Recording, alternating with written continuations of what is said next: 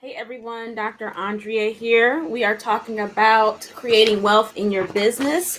We are talking about your business finances. So go ahead and share it out with everybody that you know needs to hear this, because I'm not going to be going super deep. I'm going to be going deep enough that it will help you if you're starting out, or really at any point if you've never really looked at this. So I'm going to try to get some of these other platforms up, like Instagram.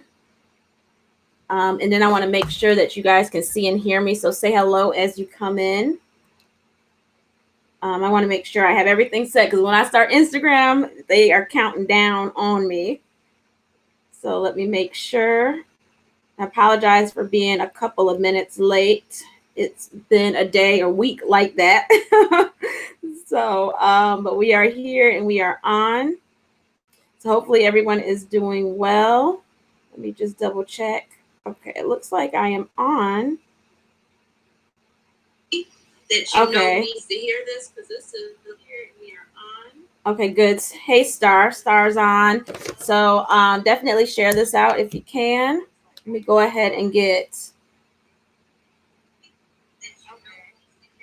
I'm going to get Instagram going. I wish there was a way you could schedule this, but you can't. Let me put this on here and title it.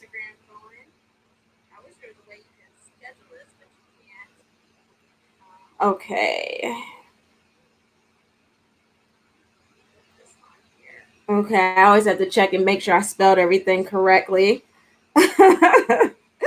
So, okay, Instagram is good. Hey, Instagram, this is Dr. Andrea here. We are coming at you today talking about, this is our weekly live lesson. We're talking about creating wealth in your business. For those that don't know me, I'm going to do the major introduction. Those that don't know me, my name is Dr. Andrea, and I'm an author, speaker, business and health strategist, and the founder of the Kingdom Business Leadership Network. And in that network, it's a community of spirit-filled believers where we grow together in business, where we learn, and we just have a place that you can learn and develop whatever God's giving you, the knowledge and expertise. We talk about monetization strategies in and around that, so that you can fulfill your God-given purpose. So, hey, Quilandria, my mom's on. Hey, everyone.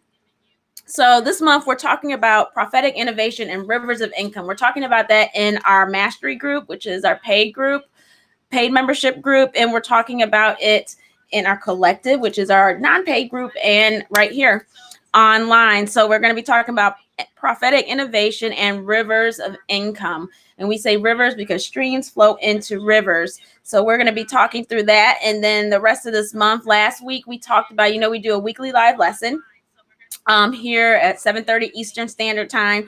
But last week we talked about poverty and the scarcity mindset. So if you missed that particular live lesson, you're going to want to go back and look at that. And I will say this, you can always go back and go on my website.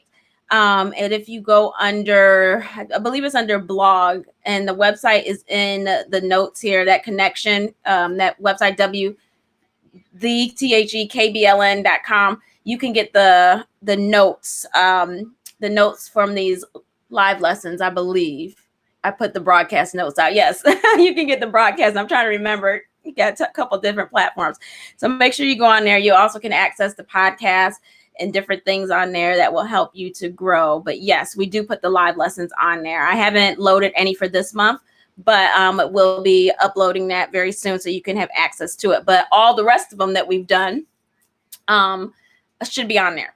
So we're going to be talking about this month, like I said, last week we talked about poverty and scarcity mindset. This week and next week we're going to be talking about creating wealth in your business. So this week we're talking about business finances, as you can see on the screen and in the title on Instagram. And next week we're going to be talking about creating wealth as well, but we'll be talking more about revenue streams. And I talked about this already in the membership club, but we're going to be doing a high level overview again for the folks that listen to the live lessons. And then finally, in the last week, we're going to be talking about financial stability in your business. So this is not necessarily a complete boot camp, but this is to give you a high level understanding of what's going on. So, hey, Nicole. So this is good information. Like I said, we're here together about 30 minutes. So this is really good information for you to get started.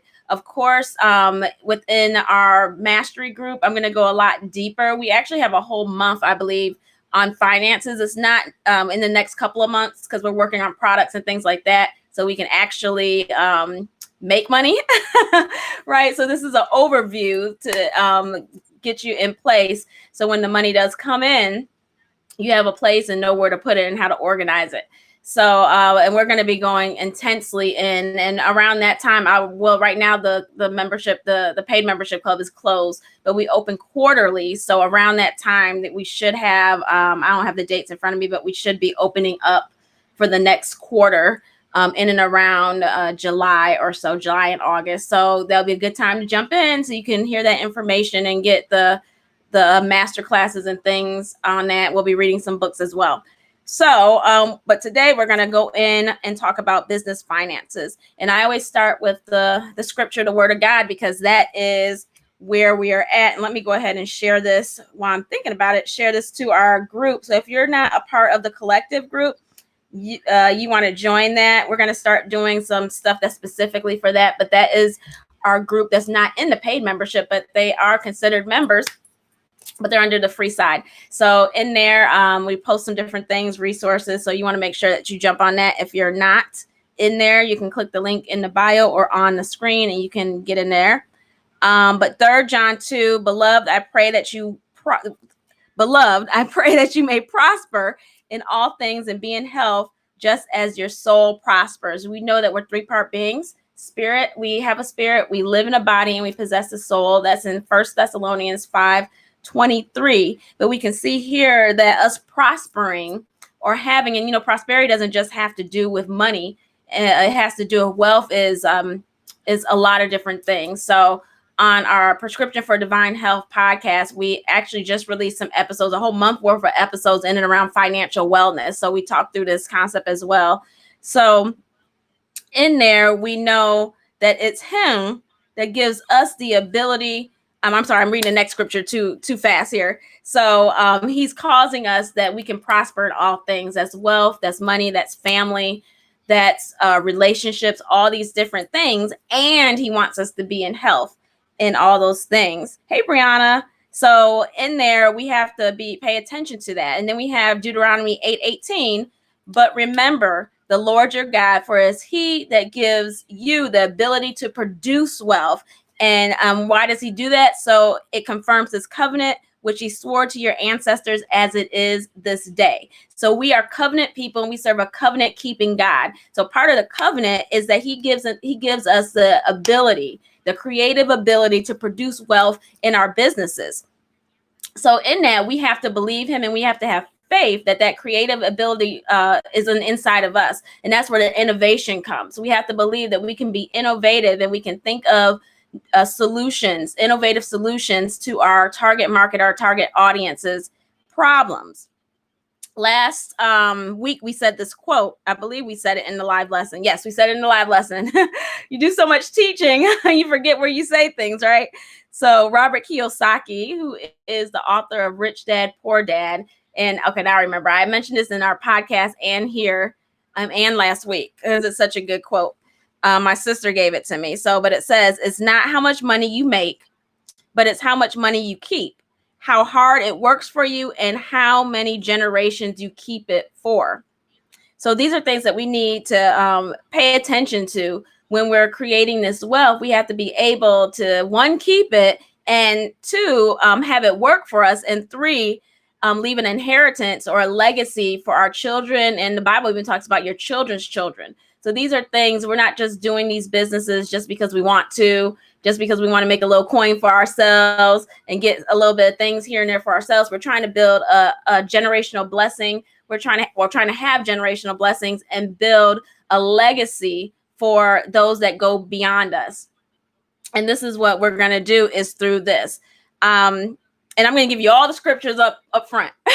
So the next scripture has to do with vision, because the first thing that we have to talk about when we're talking about wealth, before we get into like the weeds of it, which we're not going to get into super in the weeds, but we will get into a little bit, we have to have some goals. And they have to be financial goals, which can be hard because the Bible talks about in Proverbs chapter 29 and verse 18, where there is no vision, the people perish.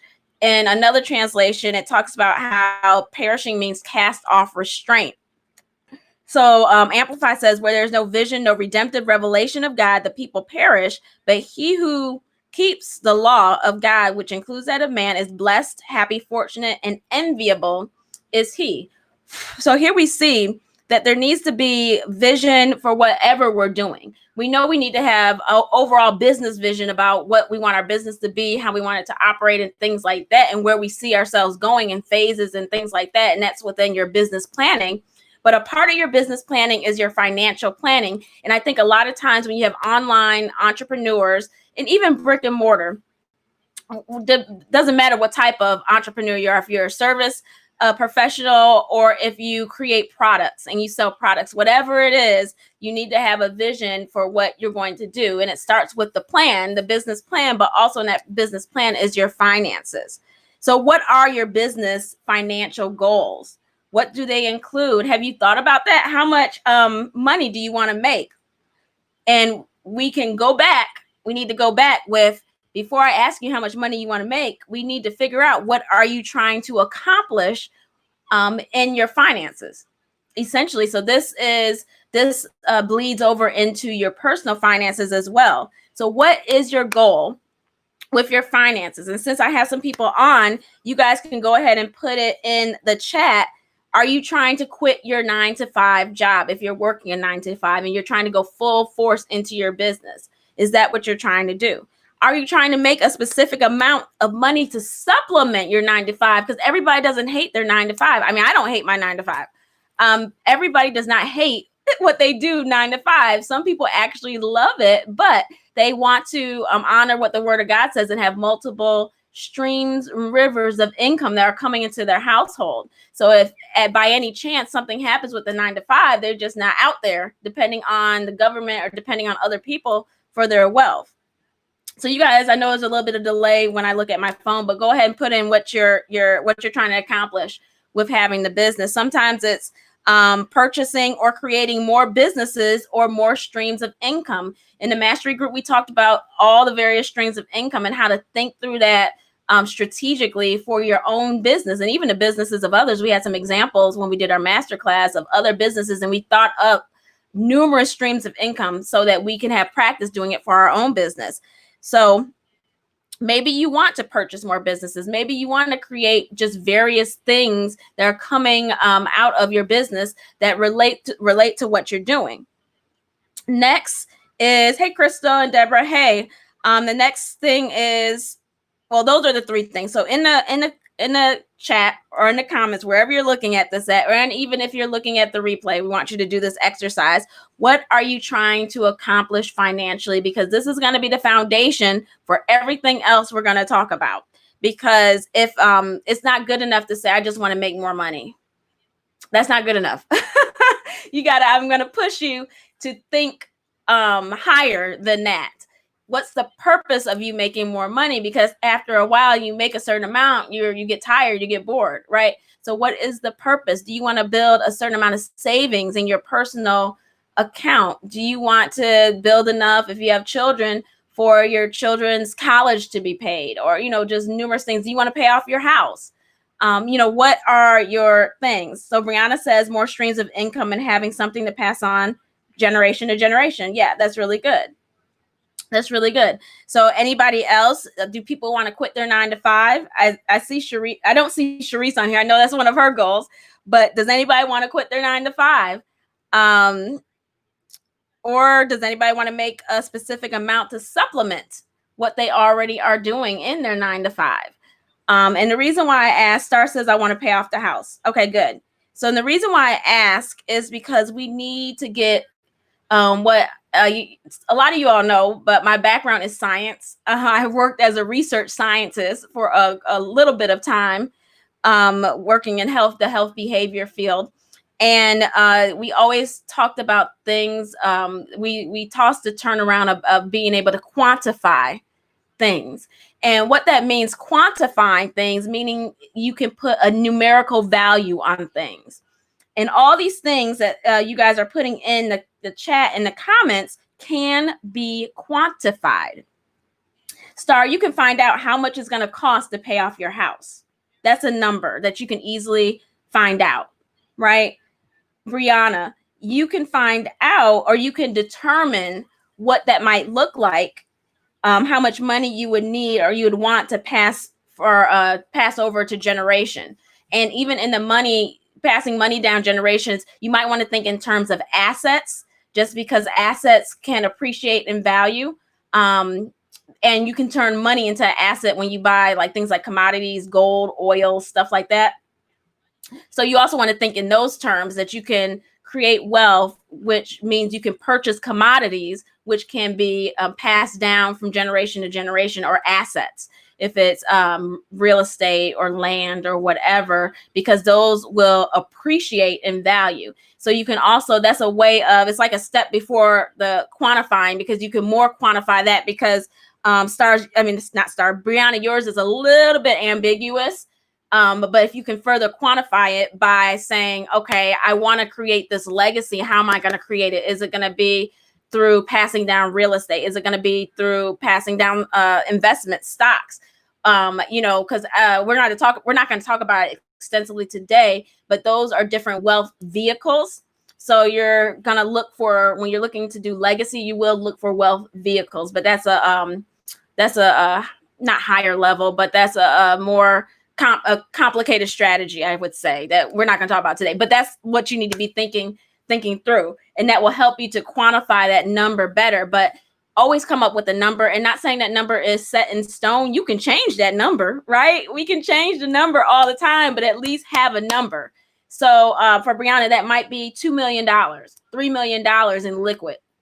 When I say liquid, that's like cash money, or it can be a certain number in assets, which I think you should have.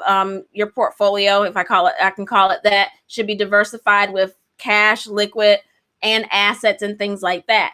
So these are things we just need to be thinking about, so that we can believe God and we can do the work and the strategy that God gives us. So Star also says, so we did that. I want to be able to invest in real estate, land, and save for Gabe, her son, her future care. So those things are quantifiable, right? For Gabe, you probably want to get a trust established for him if you don't already have that, because that's going to ensure that he gets it, no matter who's taking care of him. So, you have all these things. Real estate, land is quantifiable, and you can have a strategy where you want to make this much by this, a 5 year, in 5 years, I want to have my first second home, or, something like that. And these don't have to be rental properties. They could just be homes that you own in your family, and you're holding them. So there's all these strategies. And it's, once you start building this wealth, you do, I recommend, and I'm sure anybody is worth their salt as a financial planner, which I'm not, but I know enough about it. You need to have a vehicle that your wealth is carried in, because the reality of it is the interest rates on savings account are not the best.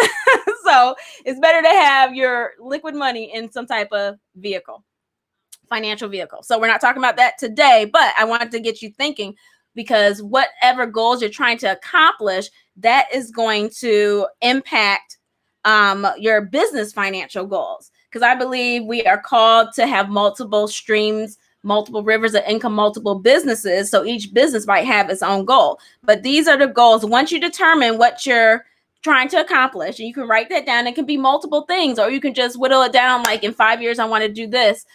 You can break that down. You almost have to start with the end in mind, so you can go backwards and break it down. But then at that point, you need to, let's say, give you a round number. Let's say you want to make $10,000 in a year, right? You want to make, let's say 12,000. So let's do easy numbers. So you want to make $12,000 in a year. That's $1,000 a month, right?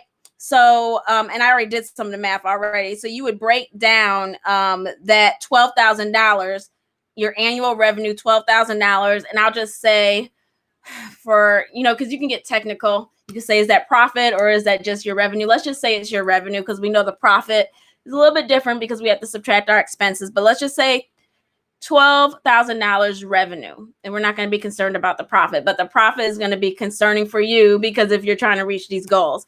So $12,000 all in, that's what's going to take. So our monthly goal, $12,000 divided by 12 is $1,000. So $1,000 is your monthly goal. So see how easy that was? We had a number, we just separated, and then you can break that down into a weekly goal. So you can do that $1,000 divided by 52 weeks in a year, or 12,000. I should say, let me do it not like that because that'll mess you up. But the annual revenue divided by 52. So $12,000 divided by 52. If somebody has their calculator, I'm using my phone, so I can't do it on anything. Everything's being used. So what is $12,000 divided by 52? Because there's 52 weeks in a year. So once you get that number, that's going to be your weekly goal, right? And then it's encouraged to even break it down into daily goals. And when you do a daily goal, it's going to be your annual revenue divided by not 365 days, because are you going to work 365 days a year? I don't think so. At some point, you're going to take a vacation, right? So a good round number is 260 days. So that gives you some days for weekends. It gives you days for just the days you're not going to work, vacation, all of that. It can be larger. You could do 300, whatever it is, but you would take the annual revenue and divide it by that number. So you always want to start with the annual revenue and to divide it by the number that you need. So Nicole said 230 you would need to make weekly to make $1,000. So, and once you take it like that, I typically don't do daily just because that's just not my flow and style. Weekly works better because you could literally make that in 1 week, but some people like the daily. So either if you whittle it down to weekly or daily, what do you need to produce? What type of products do you need to have to make $230.77 a week? Right? If you have no products, you're not going to make that, right? But if you have a product that is maybe a $7 product, a $47 product, a $100 product, whatever it is, you would just need to sell really 2 of those a week to make your goal. So that's kind of how you have to look at it, or your services. You guys know I do strategy sessions. So with that, whatever you cost your strategy session at, and then you have to look at, okay, I want to make 1,000. Let's say it's $1,000 a week because you want to make like 100,000 a year. Let's say you want to make $1,000 a week, and the only products you have is maybe a course and some coaching type of service, right? So you have to price those things and put enough in those things that it's going to cause you to be able to make that amount of money. So you can see how you back into it when you know you have to, your goal is a certain amount, you know what you need to create. And for people to purchase from you, you have to have something to sell them, right? So for my mastery people, you guys know you might not know, in the next couple of months, we're going to be talking about products and things like that. So in building products and all of that, because some people, they have these lofty goals for finances, but they don't even have enough products or services to sustain that. And those are things we need to pay attention to. Because we're living in a daydream if we don't pay attention to that, and that's why you guys know why my pet peeve, especially amongst Christians, when they say, oh, I'm calling for a billion dollar flow. Do you have billion and $1 million systems, products, businesses, and business infrastructure? If you don't, you need to work with God to get there if you feel like that's what you're called to do and be. But for us, we're going to start where we're at, and some of these numbers and some of these ways of thinking might be like, man, that's a lot, but yeah, you have a real business. This is how people with businesses, this is kind of how they think and what they do. And it's going to take you getting with yourself and getting with God. Like, what do I need to do? And for some of us, it might be a low goal at first, and that's okay. At least you have the goal. Remember, these things aren't set in stone. You can change these things, but we need to be systematically and strategically looking at it and working on it. So I have a couple more things. Even with that, you can just start with that and take it and go to the bank. But I have some more things I'm going to talk about, and I want to I want to go another probably 15 minutes so we can get through all of it. So do you have a budget? And this is simple. It seems simple, but a lot of people don't have it. Do you have a budget for your business? I know most of us have budgets for our personal life, but we need to have a budget for our business. And with the budget for our business, we need to realize what needs to be in the budget. And those are the things that we got to pay attention to. But some of the typical business costs are loan and credit repayment. Typically, when you start a business, you might have to borrow, maybe have a line of credit, a credit card, or any of those types of things. And it's leverage. I know if you listen to some personal finance folks, they're extremely against that. But when you're in business, sometimes you need leverage. And that's what having these lines of income are, especially if you're doing big business. Having leverage is what is needed. So, and that's what loans and credit can do for you, amongst other things, or maybe just your own loan. You might have a stash of income somewhere, and that's your loan. You're borrowing from yourself. You can do that as well. There's a lot of different ways there. Another business cost is software and systems. Because we are in the entrepreneurial space, and most of us are operating as what we call solo entrepreneurs, meaning that you don't necessarily have a large team, or your team is mainly contractors, 1099 people, and things like that. And then software, they're gonna take the place of certain. Your software will take the place of certain team members, right? So we need to get skillful in that. I know I talked about it in the mastery group a little bit, but software and systems, you need to have that as a budget item. Self-development, that is a crucial budget item, because we don't know everything. We need to be constantly growing and learning. And if we want to amplify what we're doing, sometimes we don't have the time to sit and research and do all these things online. Sometimes we need to enlist some help, and that help can be in the form of a book. That help can be in the form of a coach. It can be in the form of a class, a course. It can be in the form of any of those things, but that all goes under self-development.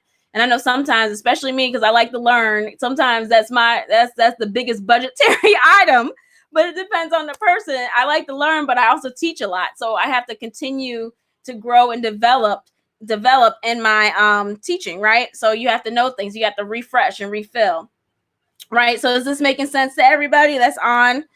Next, I have rent. So if you're not in your home, if you have an office space, if you have a co-working space, any of these things that needs to be put in how much what you're going to spend. That needs to be put into one of your key budget items. And like I said, this is a very simple budget. If you start with this, you'll be okay, right? And then marketing. Marketing is essential, especially I know most of us are online. The world now is online. So, hey, Nikki. So we definitely have to look at marketing. And what's in your marketing budget? That's anytime your website. If you have a website, that's marketing. That's because it's really designed to promote and sell and encourage people and build your brand. So any branding things, graphic designers, all these things are marketing. If you have a separate phone line, whatever you have, all those things are considered marketing, whatever it is. And it's different from everybody depending on what your business is. But know that is definitely a line item. And now in our entrepreneurial online space, it's a major line item. So Facebook ads as well, Instagram ads. So, and with these ads, you don't have to expend. Starting off, you can do $5. You can do $1 or $2 or $3 for like 3 days. And at $6, you can do all those things. And it's learning and developing. Even though there's people that have courses on Facebook ads and things like that, you can literally learn for free. If you find somebody that knows Facebook ads and they do things like these live lessons, if they do write blog posts, it's just about researching. And you can learn a little bit and then learn as you go, because that's kind of the way it is. But don't expend a lot of money if you don't know what you're doing, obviously. So you want to learn as you go with that too. So Nicole says, yes, I love signing up for coaching, professional development programs. Huge budgetary item for me. Yes, definitely.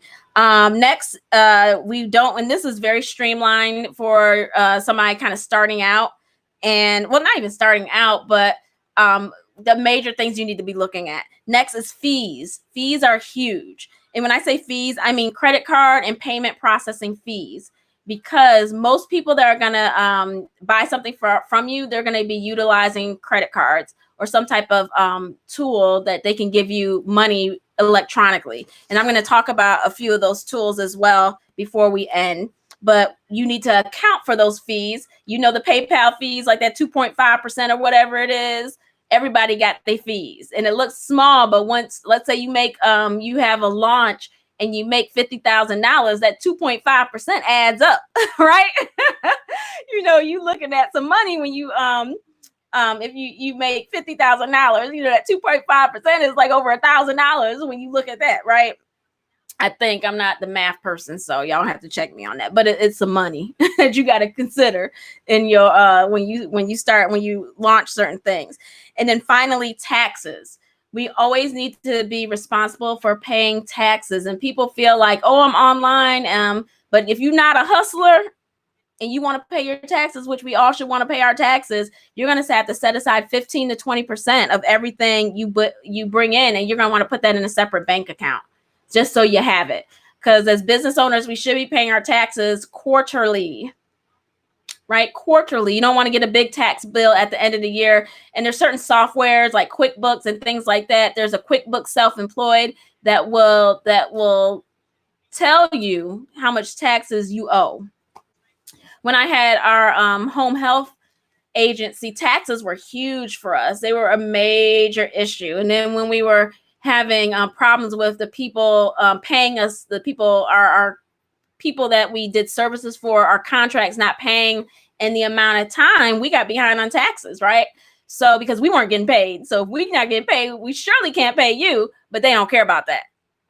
They just want you to pay because it shows as record that they had an invoice. They're just not paying their invoice. So those are some of the things that you can run into, but we want to be in front of that by putting that money, that 15 to 20% in a separate bank account if we can. And we should, being online. Now, contracts are a little bit of a different thing depending on your payment terms. If you have a 30, 60, 90, it's going to be, you're going to have to float if you have employees. So those are things that you need to consider with how you're doing your business. But I think everybody on here, that won't really affect you depending on if you go to another business. But when I was doing my business, I tried to keep my terms as short as possible because I paid our employees every week. So I couldn't, it was hard to do a 30, 60, 90, any of those. I needed a term 7 days, if that. Like, you know, I needed, like, before you got the service, I needed you to pay. You know, so those are the things. And that's where your credit and leverage will come in, so you can float. And when I say float, that means if you have other things that need to get paid, you can pay those even though you didn't get paid. But those are the things that get business owners. I have definitely know that from firsthand experience. So other things that we need to look at when we're looking at our budget is separating our non-essential from our essential expenses. There's things that are our expenses that are not essential, meaning that you can run your business without it. It's a nice to have, but you don't need to have it. And I believe, and with the books that I've read, and I'm going to show you one book that's really good before we end, you need to highlight those things. So when it gets to be crunch time and money and the income coming in is low, you can cut non-essentials if you need to. That's what they call a bare bones budget. Different people call it that. That's what I've heard, a bare bones budget. You need to have your regular budget and then a bare bones budget. And that's just the reality of it. And I learned this the hard way. I didn't learn this by doing this in business, right? Like all this stuff, what I'm talking about, I learned the hard way after we were making over 6 figures. I learned about some of this stuff. Like, man, I wish I had known that 3 years ago. But you guys know it right now. So that's why I'm happy to tell you, because it will save you in a lot of situations. So lastly, do you have a system for organizing your money? Again, for those that jumped on, we're talking about creating wealth in your biz, and we're specifically talking about your finances. Do you have a system of organizing your money? Personally, you should have that, but also professionally or business-wise, you should have some type of system for organizing your money. And what that system includes, I talked about one, QuickBooks, where you have a tracker, where you need a track and estimate. Next point, financial tracking software. But yeah, Nicole says noodle budget, bare bones budget. Yes. So and and you should have an assortment of separate business accounts. And this is just so you keep your money from being commingled. One thing I did not mention here is that we should all have separate business accounts and not our personal checking account. You will do your CPA or your accountant, bookkeeper, whomever, or yourself. It will be a lot easier when you have to pay your taxes if you have a separate account than trying to whittle and go through your own personal bank account. Now that's something I knew because we were in a franchise, so we couldn't do that. But you need to have a separate bank account, and can't go through how to do that here. There's ways you can do that without necessarily registering a business name through getting a DBA and different things like that. But there's ways that you can do that. Don't have time to talk about it today. But get a separate account. That's number one. Some financial trackers allow you to separate, because at times you might have to make a business expense with your personal checking account, and those financial tracking softwares will help you. You just have to go through and itemize it. So I learned that as well. So with that separate business account, you should have separate bank accounts. So separate different business accounts. And this is the recommendation. I know for some of us, you feel like, well, I'm not making any money, so why do I need all these accounts? Well, maybe you don't need them starting off, but you should have a plan. So when you hit this financial goal, you need to have it. At minimum, these are my minimum ones. I would say these are the minimum ones. And sometimes you can keep it all. If you keep it all in one, you just have to be really good with your ledger and tracking and stuff.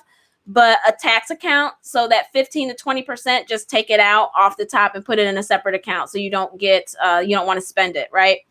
A reinvestment fund, meaning that a portion of your profits or what you make, you put in a fund that you can reinvest back in the business. And that's extremely important if you can do that.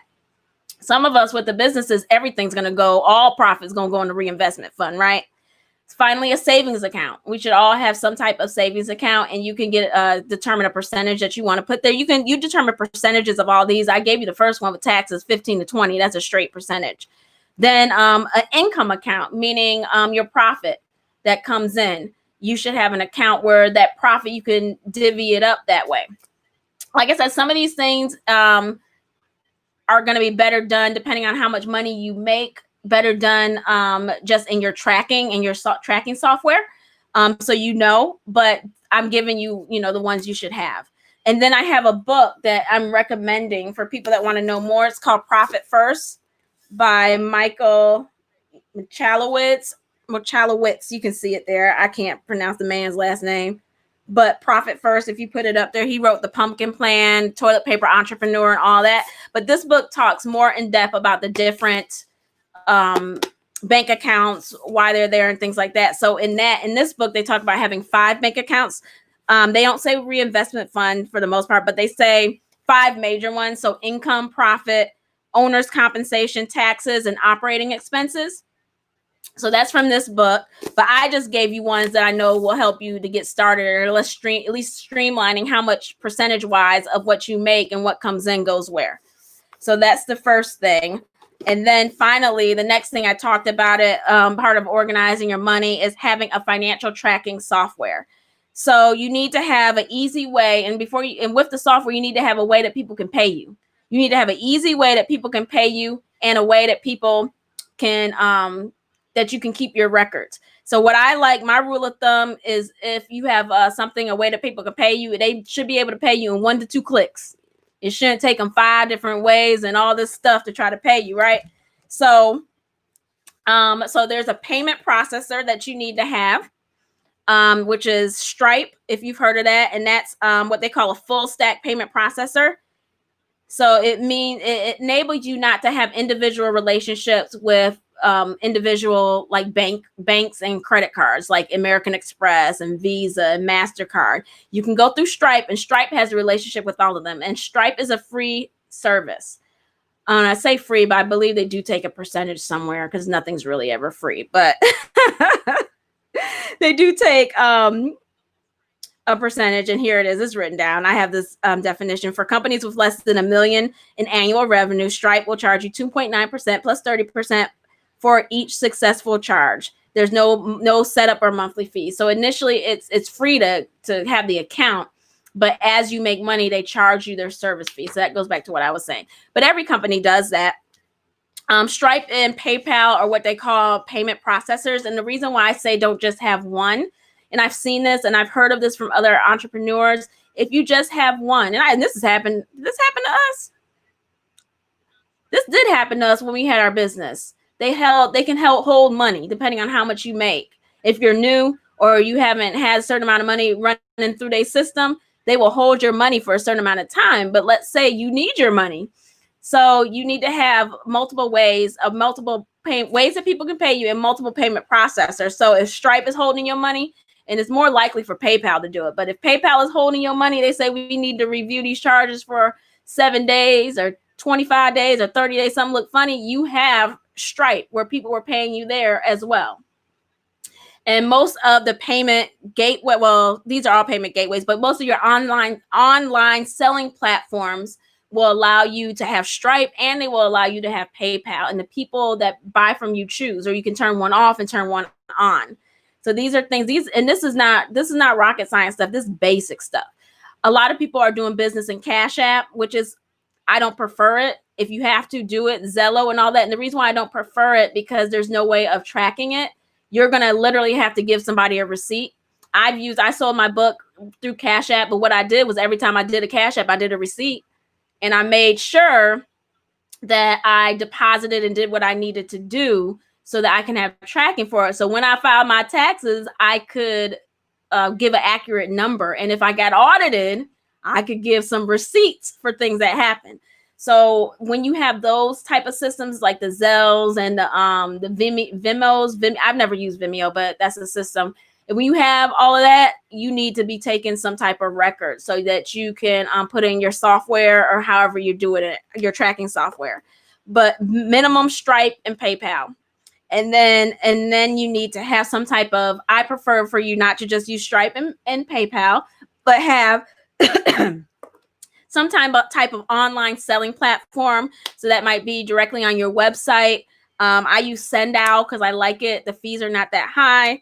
And then I can deliver digital products very easily through that. There's direct payment delivery, DPD, I think is what it's called. Selz, SELZ. There's like a lot of them. There is a lot of them. And with them, you pay them a monthly fee. Plus, you can embed it in your website or wherever. There's like so many. Big Cartel. All these things are pretty much online selling platforms. You just need to research what works for you. The things that they let you sell. Some of Big Cartel is mainly product-based, but they do digital things. You just got to research and see what will work for you. I've used a few of them, and now still with Sendow, there's another one that I want to use, but it's way too expensive for me right now. But the idea is only 1 to 2 clicks whenever anybody is paying you. And then always with cash, if they're paying you cash, which a lot of people aren't doing now, give these people a receipt. Some kind of way, mark it somewhere so you remember it. Put in your notes app or something so you remember it. A receipt is better for tax purposes, but you know. So, Brianna said, what platform do you use? I use Sendow. I had a few of them. I use Stripe. I use PayPal. I use all the little ones like Cash App and all that stuff. I do have those, but mainly if I'm doing like a digital product, I'll use a Sendow. And then I have membership software now. So I have a membership software that connects to Stripe. So I made all my stores for digital products. I'm working on transferring them all over to this membership software that will do it as well. I had Teachable, which did it. So just depending. So I had a lot of them. Brianna, to answer your question, I had a lot of them. But I've gone back down to Sendow and then my membership or my store software. And then for my products, of course, I have Shopify, which is the best to me if you're selling products. So the book, get this book, Profit First. That will help you tremendously. And some of it might be over your head, but it's okay. This is a guy that made $5 million. And so these are the systems that he had. You don't necessarily have to use all of them, but it's good to know that they are there, right? And then I'm going to end there because I am way over my time. I'm over my 15 minutes that I said I was going to go over. So next week, we're going to actually talk about different revenue streams that you can have in your business. So for you guys that are in the mastery group, you're going to hear some things repeated, but that's okay. You can still ask your questions. So you'll hear a little bit of repetition, but we're not going to go as deep as what I went with you guys in the masterclass. So that's all I have for you today. Love you guys. Hopefully you learned something. Actually, if I would have known this little bit of stuff I talked about in this 30 minutes, I wouldn't have made the mistakes I made in our first home health business over 5 years ago, and other businesses as well. So y'all heed to this wisdom and some of these things, so that you don't have to make those same mistakes. So definitely, if you're watching this on the replay, make sure you put some you can put some questions and answer the questions that I had in there, and I will respond. I'll go back to them. Instagram, this is on IGTV, so you'd have to DM me. So love you guys, and I will talk to you soon.